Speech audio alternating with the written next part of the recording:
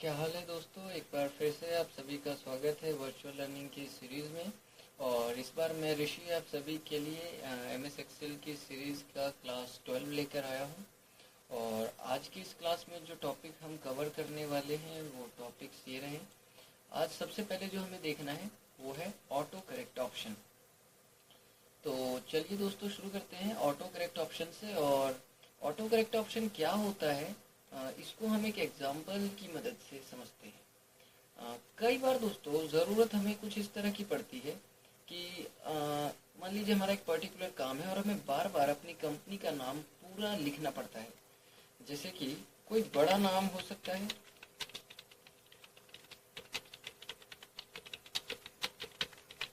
इस तरीके से। और ये आपको बार बार शीट में कई जगहों पे लिखना पड़ता है और कॉपी पेस्ट करना पड़ता है, ऐसा कुछ। तो आप मान लीजिए कुछ इस तरीके का काम करना चाहते हैं कि इसका एक शॉर्टकट बन जाए कि बस मैं BCI टाइप करूं और पूरा लिखा हुआ है, इस तरीके का काम करना चाहते हैं। तो इसको हम ऑटो करेक्ट ऑप्शन से करते हैं। जैसे देखिए मैंने यहाँ पर लिखा BCI और एंटर प्रेस करते ही ये पूरा लिखा हुआ आता है। तो ये काम हम कैसे करते हैं और इसको किस तरीके से किया जाता है, इसके लिए हम ऑटो करेक्ट ऑप्शन का यूज़ करते हैं। देखिए कैसे करते हैं इसे। सबसे पहले तो आपका जो टेक्स्ट है उसको पूरा कॉपी कर लीजिए इस तरीके से, Ctrl+C कर लेंगे। फिर भले ही आप इसे डिलीट कर दीजिए।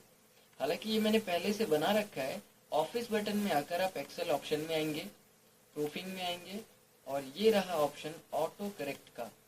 देखिए यहाँ पर पहले से ही एक BCI नाम से पड़ी हुई, इसको मैं यहाँ से डिलीट कर देता हूँ।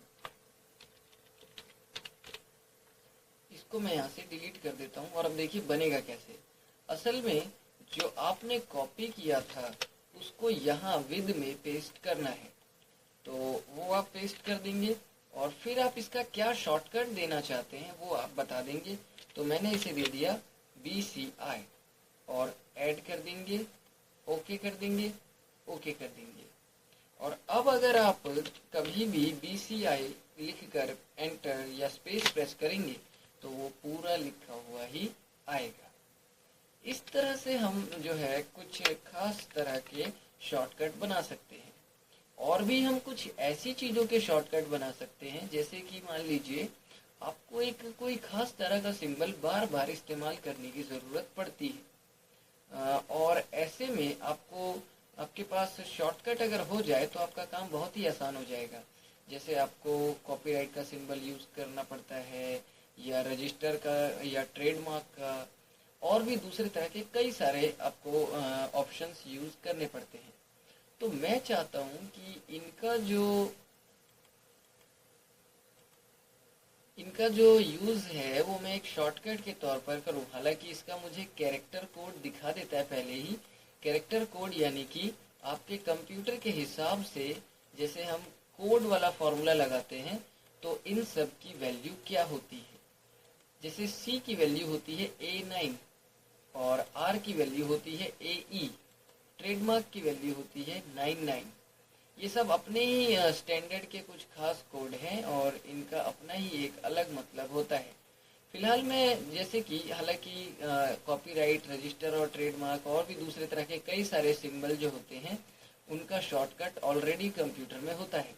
जैसे कि अगर आपको कॉपीराइट यूज़ करना है तो आप ब्रैकेट ओपन करेंगे, C लगाएंगे और स्पेस प्रेस करिए, कॉपीराइट बन जाएगा। ब्रैकेट ओपन करिए, R लगाइए, ब्रैकेट बंद करिए, स्पेस प्रेस करेंगे तो रजिस्टर हो जाएगा।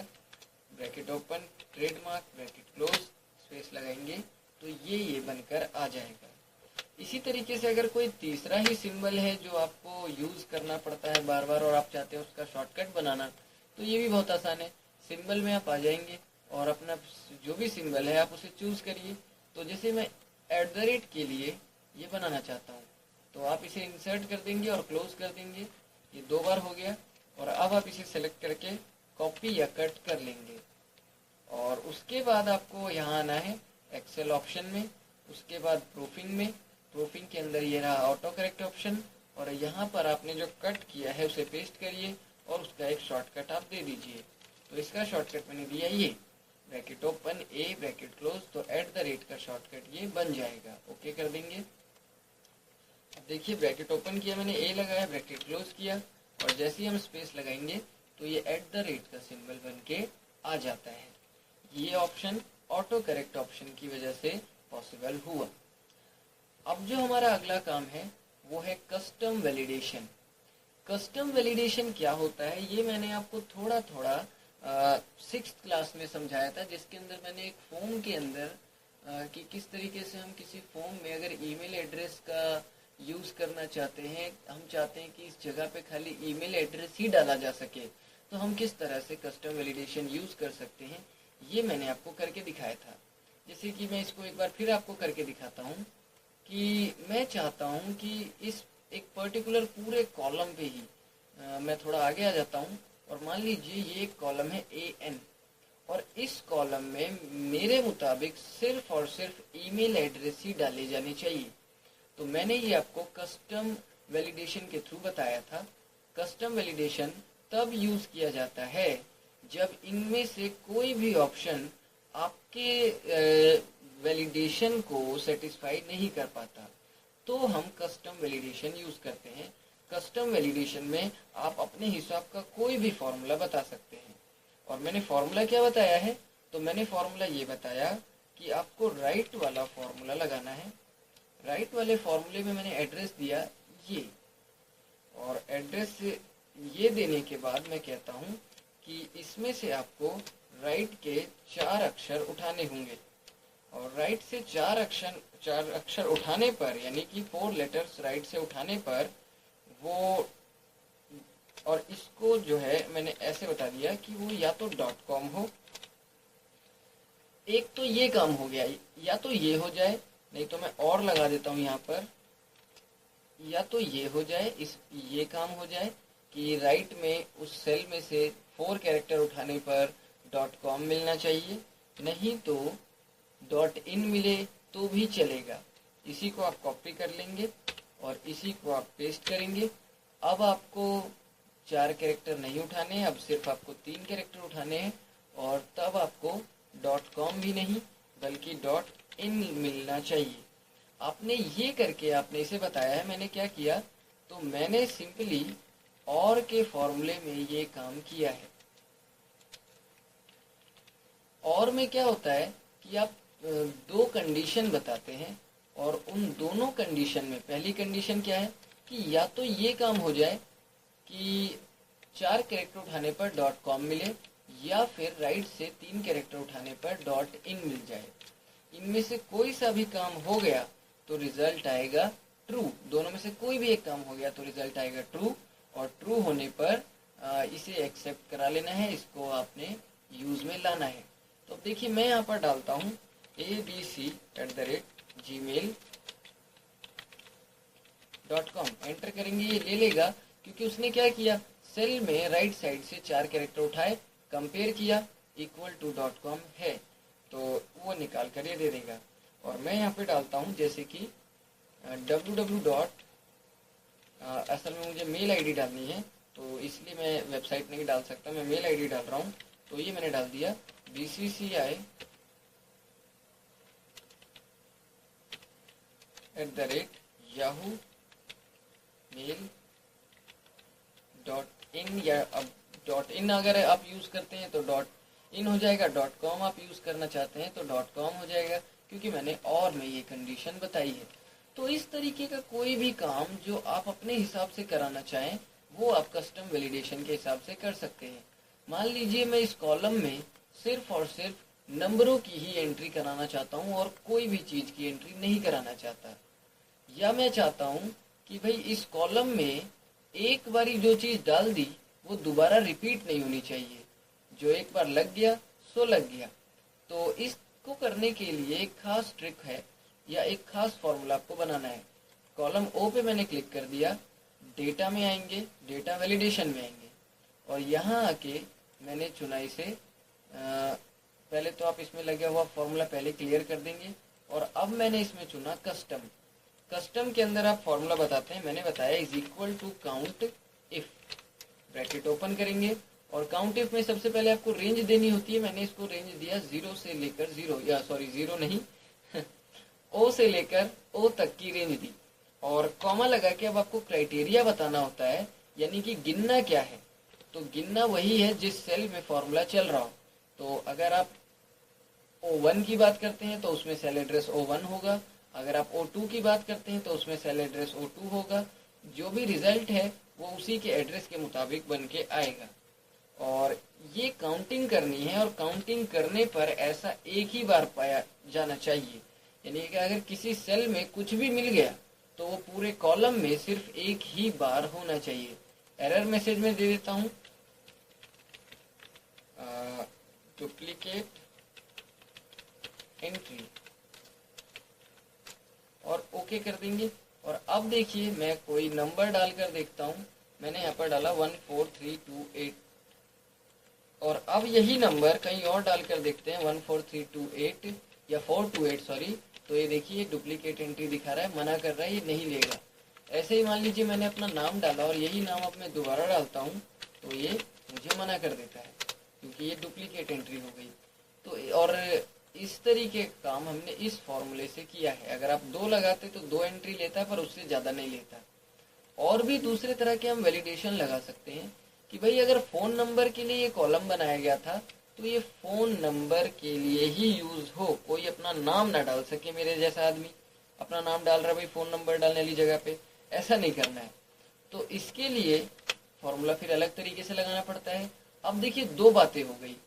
पहली चीज़ तो ये कि वो नंबर होना चाहिए, और नंबर गिनेंगे हम तो वो एक ही बार रिपीट होना चाहिए। तो 2 काम हो रहे हैं, 2 काम हो रहे हैं, तो मैंने इसको एंड में डाल दिया। पहला काम तो ये, और दूसरा काम मैं बताता हूँ इस नंबर से। इस नंबर में मैंने ये वाला एड्रेस दे दिया, और अब वो नंबर है कि नहीं है तो उसके लिए ये ट्रू रिटर्न करेगा, और वो एक ही बार है पूरे कॉलम में उसके लिए ये ट्रू रिटर्न करेगा। और अगर दोनों के दोनों ही साथ में हो रहे हैं, और होना भी यही है कि दोनों साथ में ही रहे, यानी कि पहली बात तो उसमें कि वो नंबर पड़ा हुआ हो और नंबर भी सिर्फ एक ही बार रिपीट हो रहा हो, तो दोनों काम कराने ओके कर देंगे। अब देखिए यहाँ पर पहली तो नाम की कोई एंट्री लेगा ही नहीं, और अगर आपने कोई नंबर डाला है तो एक बार तो ले लेगा पर दूसरी दफ़ा ये नहीं लेगा। ये भी हम कस्टम वैलिडेशन से कर सकते हैं। और भी हम एक काम कर सकते हैं।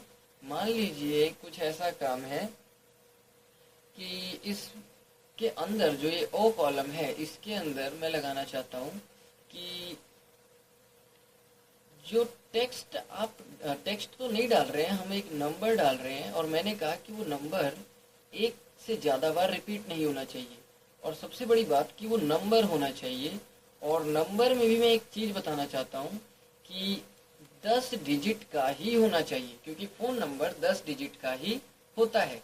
तो ये काम तो होना चाहिए कि जो भी नंबर डाला है वो एक ही बार हो, और वो नंबर हो, और वो नंबर 10 बार यानी 10 डिजिट से मिलकर बना हो। तो यहाँ पर मैंने एक और फॉर्मूला लगा दिया, equal two lane bracket open, और मैंने एड्रेस बता दिया इक्वल टू 10 होना चाहिए।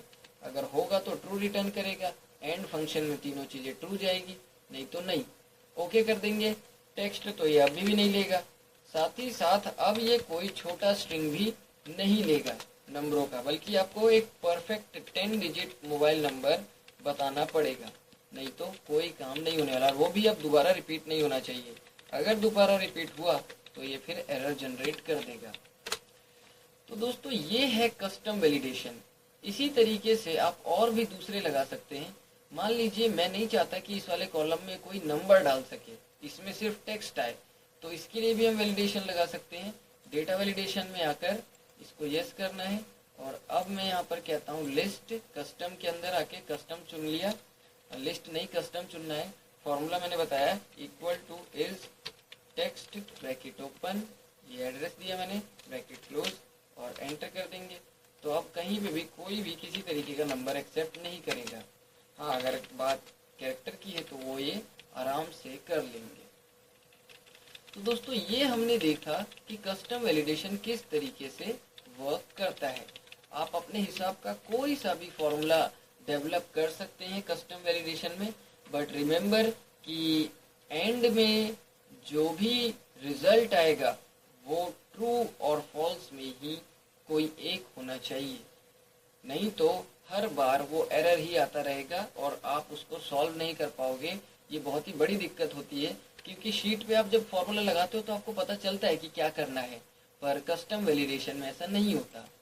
अब जो हमारा टॉपिक है वो है किसी भी वर्कबुक के अंदर एक स्पेशल एरिया को प्रोटेक्ट करना वर्कशीट के अंदर, और बुक बाकी वर्कशीट को ऐसे ही फ्री छोड़ देना या वर्कशीट के किसी हिस्से को फ्री छोड़ देना। तो दोस्तों, इस काम को करने के लिए मैंने एक नया फाइल लिया है और इस नए फाइल को पहले तो नॉर्मल कर लेंगे, और हो सकता है मैंने बहुत सारे सेल ऐसे लिए हों। मैं चाहता हूँ कि भाई पूरा फॉर्म भरने के बाद यहाँ पर कोई भी पार्टी अपना फीडबैक देना चाहे तो दे सकती है, बाकी इन सब जगहों पे कुछ छेड़छाड़ नहीं करनी, सिर्फ इसी में कुछ डालना चाहे तो वो डाल सकता है। तो इसके लिए हम इस एरिया को फ्री छोड़ देते हैं और बाकी सारा एरिया प्रोटेक्ट कर देते हैं। इसको करने के लिए सबसे पहले तो आपको उसी सेल पे जाना है जिसे आप अनप्रोटेक्टेड रखना चाहते हैं, और उस सेल पे आपको राइट क्लिक करना है। ये ऑप्शन आएगा फॉर्मेट सेल का, इसके अंदर आपको यहाँ प्रोटेक्शन में आना है, और प्रोटेक्शन के अंदर एक ऑप्शन है हिडन का और लॉक का। तो ये आपको जो लॉक वाला साइन है इसे खाली कर देना है, ओके कर देंगे। और अब आप रिव्यू में आके प्रोटेक्ट वर्कशीट में आके वो पासवर्ड आप तसल्ली से दे सकते हैं, ओके करेंगे, दोबारा देंगे, ओके करेंगे। और अब आप कहीं भी कुछ भी डालिए ये मना कर देगा, ये लेगा ही नहीं। पर यहाँ आप चाहें तो कुछ भी जो भी आपका दिल करे वो फीडबैक के तौर पर दे सकते हैं, पर बाकी जगहों पे ये नहीं लेगा। तो इस तरीके से कुछ जो है ये ऑप्शन यूज होता है कि हम किसी भी वर्कशीट पर एक स्पेशल एरिया को कैसे प्रोटेक्ट करते हैं और बाकी एरिया को फ्री छोड़ देते हैं। अगला जो हमारा टॉपिक है वो है पेस्ट वैलिडेशन का, ऑपरेशन का, और पेस्ट करते समय ऐड, सब्सट्रैक्ट, मल्टीप्लिकेशन ये सब देखने का। पेस्ट वैलिडेशन में क्या होता है, मान लीजिए यहाँ पर आपने कोई वैलिडेशन लगा रखा है और वो वैलिडेशन नंबर की एंट्री के लिए है। मैंने कहा मिनिमम 10 होना चाहिए, मैक्सिमम 20 होना चाहिए या 30 हुआ जो भी है। और अब अगर मैं यहाँ पे 15 डालता हूँ तो ये ले लेगा, 5 डालूंगा या 6 डालूंगा तो नहीं लेगा। इसी तरीके से जो वैलिडेशन यहाँ लगा हुआ है मैं चाहता हूँ यहाँ भी लग जाए, तो ये हम पेस्ट वैलिडेशन के थ्रू कर सकते हैं। आपको बस कंट्रोल C करना है, फिर जगह बताइए जहाँ पर पेस्ट करना है, और उसके बाद यहाँ होम के अंदर ये रहा क्लिपबोर्ड, और इसके अंदर आप आएंगे सीधे पेस्ट स्पेशल पे। यहाँ आके आप बता सकते हैं कि आपको वैलिडेशन पेस्ट करना है, फॉर्मूला पेस्ट करना है, वैल्यू पेस्ट करनी है, क्या करना चाहते हैं आप। तो मुझे तो वैलिडेशन पेस्ट करना है, मैंने वैलिडेशन चुन लिया और ओके कर देंगे। अब इधर भी वही काम है, आप ना तो 5 डाल सकते हैं ना ही 6 डाल सकते हैं, पर 15 जरूर डाल सकते हैं। इस तरीके से हम वैलिडेशन का यूज करते हैं, वैलिडेशन कह रहा हूँ सॉरी, पेस्ट ऑप्शन का, पेस्ट वैलिडेशन ऑप्शन का।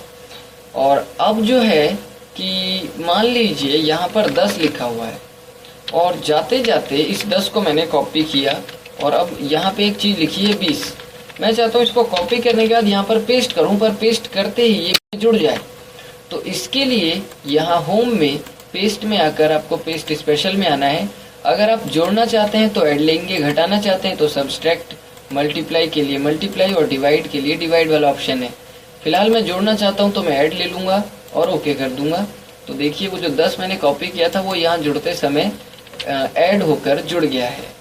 इसी तरीके से अगर आप चाहें तो सब्सट्रैक्ट भी करा सकते हैं या आप मल्टीप्लाई भी करा सकते हैं, और डिवाइड का ऑपरेशन भी चाहें तो कर सकते हैं। ये था दोस्तों पेस्ट वैलिडेशन और ऐड, सब्सट्रैक्ट एक्सेट्रा ऑपरेशंस। अगला है पेस्ट एज हाइपरलिंक या हाइपरलिंक फार्मूला। मान लीजिए आपने ये 15 यहाँ पर लिखा है और किसी दूसरी लोकेशन को आप इस 15 से लिंक करना चाहते हैं, तो इसके लिए हम पेस्ट एज हाइपरलिंक वाला ऑप्शन चुनते हैं। इसके लिए आपको पहले तो अपना डेटा कहीं से कॉपी कर लेना है और इसी शीट पर आप या किसी दूसरी शीट पर जाकर पेस्ट एज हाइपरलिंक कर देंगे, तो यहाँ उस जगह का, उस लोकेशन का एड्रेस आ जाएगा। इस पे बस आप क्लिक करिए, सीधे वहाँ पहुँच जाएंगे। और अगर आप चाहें तो इसको भी उधर लिंक कर सकते हैं ताकि यहाँ साइड में क्लिक करें तो वहाँ पहुँच जाए। इस तरह के काम करने के लिए हम paste as hyperlink option का यूज़ करते हैं।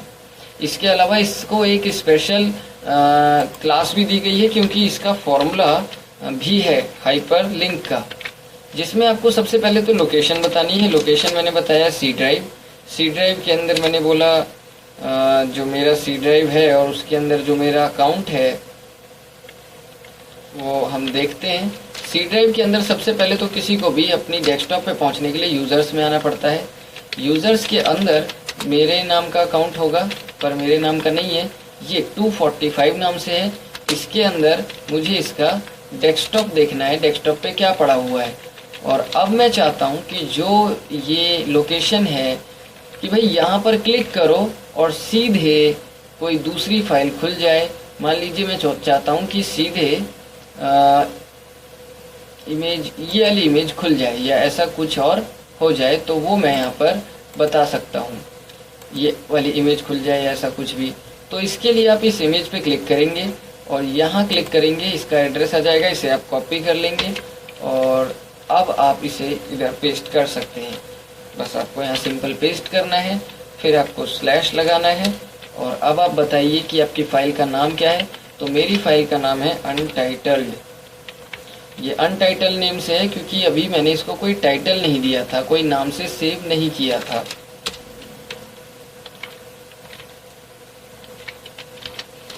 और अब आप इसमें ये बताएंगे कि ये किस फॉर्मेट की फाइल है, यानी ये पीएनजी फाइल है।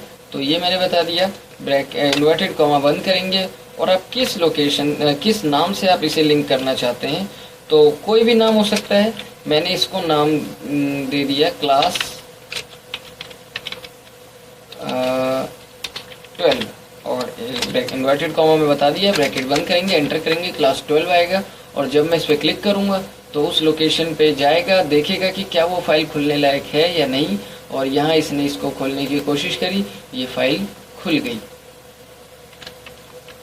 तो ये था दोस्तों कि आप चाहें तो पेस्ट एज हाइपरलिंक या पेस्ट एज हाइपरलिंक की जगह हाइपरलिंक फॉर्मूला यूज़ कर सकते हैं एक फाइल से दूसरी फाइल को लिंक करने के लिए, या इसी फाइल की एक लोकेशन को दूसरी लोकेशन से लिंक करने के लिए। होप कि अब आप समझ गए होंगे कि पेस्ट वाले ऑप्शन ये किस तरीके से काम करते हैं। अब लगभग मैंने सभी पेस्ट के ऑप्शंस करा दिए हैं। तो दोस्तों अब ये थी आपकी 12th क्लास। इसके बाद अब हम सीधे इसके अगली क्लास में मिलेंगे। तब तक के लिए आप इन सभी ऑप्शंस जो मैंने अभी कराए, जो अभी मैंने टॉपिक्स कराए, इनके साथ प्रैक्टिस करिए। और ख़ास तौर पर आप डेटा वैलिडेशंस के जो कस्टम वैलिडेशन को मैंने आपको समझाया, इसके साथ आप ख़ास तौर पर प्रैक्टिस करिए। तो चलिए दोस्तों, मिलते हैं अब सीधे हम अपनी अगली क्लास में।